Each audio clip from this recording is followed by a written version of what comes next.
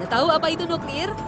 Aha, pasti ingat dong peristiwa bom atom di Jepang tahun 1945 yang lalu. Energi yang dihasilkan sungguh luar biasa. Oke, kita bahas yuk. Isu akan habisnya minyak bumi dan bahan tambang lain sebagai sumber energi utama membuat setiap insan di muka bumi ini mulai berlomba-lomba dalam mencari kebutuhan sumber energi alam yang baru.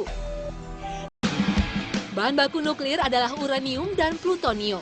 Uranium adalah mineral yang memancarkan radiasi nuklir dan bersifat radioaktif. Mineral ini menjadi bahan bakar utama nuklir. Wujudnya berupa logam berat, beracun, berwarna putih keperakan, dan radioaktif alami. Dalam unsur kimia, uranium memiliki lambang U dan nomor atom 92. Uranium biasanya terdapat dalam jumlah kecil di bebatuan, tanah, air, tumbuhan, dan hewan. Uranium memiliki sifat fisik yang khas, yaitu ditemukan di alam berwarna hijau kekuning-kuningan dan coklat tua. Bila disinari cahaya ultraviolet, uranium akan mengeluarkan cahaya fluoresensi yang sangat indah. Sifat radioaktif dari logam jenis ini dapat memicu perubahan kode DNA manusia. Jika makhluk hidup terkena dampak radiasi dari benda ini, bisa-bisa seekor sapi betina berubah bentuk menjadi kambing jantan berkepala 5. Karena saking kuatnya pengaruh benda ini dalam memacu reaksi mutasi genetik terhadap makhluk hidup. 1 gram uranium memiliki kandungan energi setara dengan 1 gerbong batu bara. Untuk yang satu ini kita mesti bilang, wow, dahsyat bukan? Pantas saja jika logam yang satu ini, meski sangat berbahaya dan langka, tetap saja dicari untuk kepentingan sumber daya energi. Itu yang membuat harganya sangat mahal.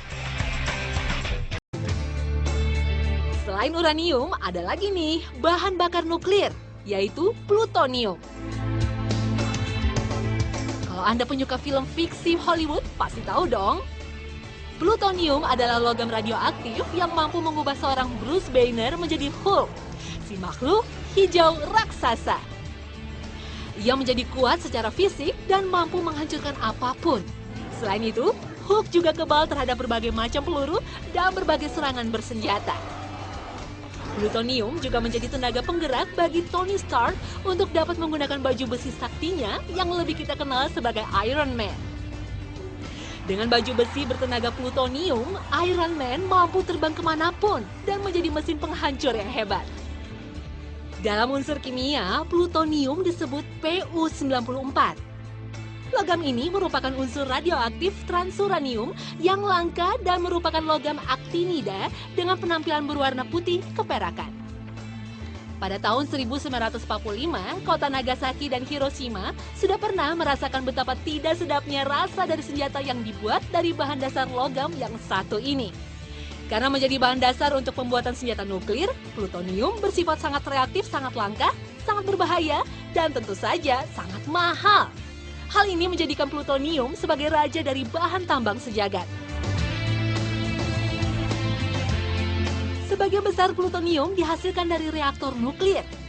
Secara alami, plutonium sangat jarang dijumpai di kerak bumi. Di samping itu, plutonium yang ditemukan di alam berasal dari sisa-sisa jatuhan uji coba senjata nuklir yang berlangsung sekitar tahun 1950 hingga 60-an. Pemanfaatan nuklir sebagai sumber energi telah dilakukan oleh 31 negara di dunia.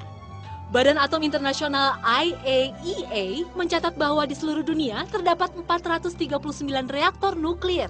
Pembangkit listrik tenaga nuklir atau PLTN menyumbangkan 50% pasokan listrik di Amerika Serikat, Jepang, dan Perancis. Sehingga secara total 14% pasokan listrik dunia disumbangkan dari PLTN. Sebuah lembaga ekonomi Eropa, Rheinische-Westfälischen Institute for Economic Research, RWI, melakukan kalkulasi pengadaan listrik bersumber nuklir. Dan hasilnya, harga listrik yang berasal dari PLTN adalah 10,7 sen euro per kWh atau sekitar Rp1.300 per kWh. Perusahaan listrik negara PLN mematok harga listrik per kWh sebesar Rp1.037. Artinya, secara ekonomi, harga listrik yang berasal dari PLTN hingga saat ini memang lebih mahal.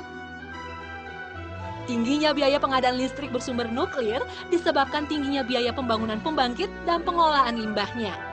Tetapi seiring dengan semakin melambungnya harga minyak, maka banyak negara maju di dunia memutuskan untuk berinvestasi membangun PLTN. Alasannya adalah amannya pasokan bahan dasar PLTN, yaitu uranium, hingga ratusan tahun mendatang. Diperkirakan cadangan uranium di seluruh dunia 40 kali lebih besar daripada cadangan perak. Dengan harga uranium sebesar 130 US dollar per kilogram, maka biaya bahan bakar listrik asal PLTN hanyalah 7% dari harga jual listrik. Ini berarti biaya bahan bakar PLTN 10 kali lebih murah dibanding pembangkit listrik berbahan bakar gas. Selama ini kita selalu mengidentikan nuklir dengan hal yang menghancurkan seperti bom nuklir. Tapi tahukah Anda bahwa nuklir dapat dimanfaatkan untuk kebutuhan manusia? Berikut adalah contohnya. Pembangkit listrik tenaga nuklir atau yang biasa disingkat PLTN, yaitu stasiun pembangkit listrik termal di mana panas yang dihasilkan diperoleh dari satu atau lebih reaktor nuklir. Sampai bulan Maret tahun 2011, sudah tercatat 442 PLTN berlisensi di dunia dan beroperasi di 31 negara yang berbeda. Hasilnya dapat menyuplai 17% listrik dunia. Selain pembangkit listrik, tenaga nuklir ini juga dimanfaatkan untuk bidang lain. Yang dipakai adalah aplikasi reaktornya yang berupa radioaktif. Radiasi panas dari nuklir ini banyak juga dimanfaatkan dalam dunia kedokteran. Foto ronsen atau sinar X adalah salah satunya. Dengan radiasi, dokter mampu melihat ke dalam tubuh pasien sehingga dapat membuat diagnosis penyakitnya. Biasanya dipakai untuk mendeteksi adanya kelainan pada tulang atau tumor. Tentunya ini sangat membantu dalam penyembuhan penyakit. Bahkan sekarang ada istilah kedokteran nuklir. Radioisotop dapat dimasukkan ke dalam tubuh pasien atau direaksikan dengan bahan biologis seperti darah, urin, atau cairan lambung. Tujuannya untuk mendiagnosis penyakit seperti jantung koroner, gangguan ginjal. Selain diagnosis, radioisotop juga sudah dipakai untuk terapi beberapa penyakit, khususnya kanker. Dengan radiasi dengan dosis yang besar, diharapkan dapat mematikan sel kanker. Dalam bidang pertanian juga sudah menerapkan tenaga nuklir. Mutasi genetik pada biji tanaman dilakukan dengan menggunakan radiasi nuklir. Pengacakan DNA tanaman ini biasanya dilakukan untuk memperoleh bibit unggul, yaitu tahan terhadap hama dan penyakit, umur lebih lama, dan produksi yang lebih banyak. Penelitian arkeologi juga memanfaatkan tenaga nuklir. Rasio unsur radioaktif dalam suatu objek dapat digunakan untuk menentukan umurnya. Itulah sebabnya peneliti dapat menentukan umur penemuan tulang dinosaurus atau benda purbakala. Tentunya ini sangat bermanfaat untuk ilmu pengetahuan, bukan? Dunia antariksa juga sudah mulai menerapkannya. Ruang antar bintang adalah sebuah tempat yang gelap dan dingin, bahkan mendekati nol mutlak. Kendaraan angkasa harus menjaga bagian kritisnya tetap hangat agar tidak membeku dan terkunci. NASA memecahkan masalah ini dengan menempatkan elemen pemanas yang mengandung bahan radioaktif di daerah kritis.